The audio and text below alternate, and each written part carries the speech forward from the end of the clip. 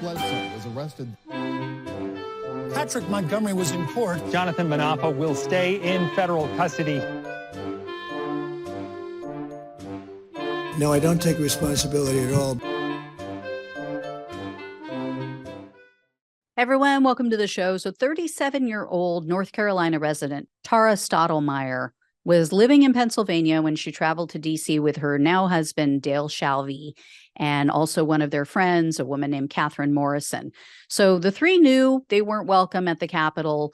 Morrison was taking photos and videos of the police trying to keep the mob away from the building. And you could see tear gas being deployed, other non-lethal munitions.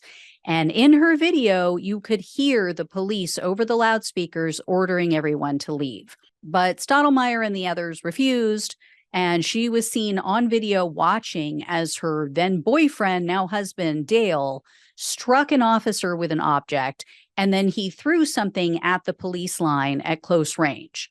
Sometime after that, Stottlemyer and the others illegally entered the Capitol. This was just 9 minutes after the initial breach, and they were all three wearing helmets. So they came prepared, and they joined the mob in the Capitol crypt. The police were completely outnumbered in that area, you guys will recall. So the three were able to advance further into the building. They briefly entered Nancy Pelosi's office, and then they made their way to the Senate chamber. And while they were in the Senate, Stottlemyer and her co-defendants rifled through the senator's desk. They were taking photos of documents that were left behind when the senators fled. And then a while later, they exited the building. It was about 43 minutes after they entered, but they remained on the Capitol grounds for about another hour. So Stottlemyer was arrested on September 14th of 2021, and she was charged with obstructing an official proceeding, entering a restricted building or grounds, 2 counts of disorderly conduct, and parading or demonstrating in a Capitol. In October of 2022, Stottlemyer pleaded guilty to obstructing an official proceeding. So she was facing up to 20 years in prison, 3 years of probation, and $250,000 in fines. However, the prosecutor requested only 18 months in prison, 3 years of probation, and $2,000 in restitution.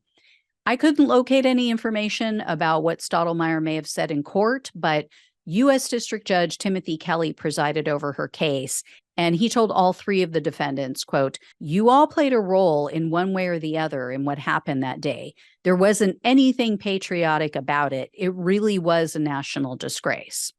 So when all was said and done, Judge Kelly sentenced Stottlemyer to only 8 months in jail and 8 months of home detention, 2 years of probation, and $2,000 in restitution.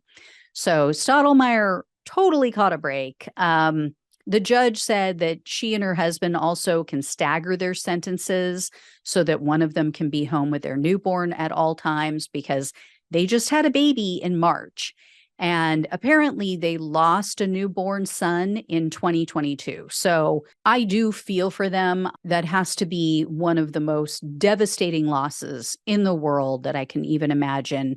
But, I just question, why would you bring a child into the world if you're going to prison? If you likely know you're going to prison. I mean, I get she's 37, there's a biological clock ticking, but the right is the one that's always talking about how women should have these babies that they don't want to have because adoption is so great. So women should be forced to give birth for all the people who want to adopt. So why don't you just adopt then? I get, okay, you guys have to go to prison. So when you get out, adopt. But I'm not going to be like them. I'm not going to force my views on them. No one can force them not to have a child if they're going to prison. But, they want to force women to have children who either don't get adopted because people are having their own kids. I will let you know if I hear any more. Thank you so much for watching and listening. Please like, share, and subscribe. Please donate if you possibly can. Thank you guys so much. Love you all. Take care, and I'll talk with you soon.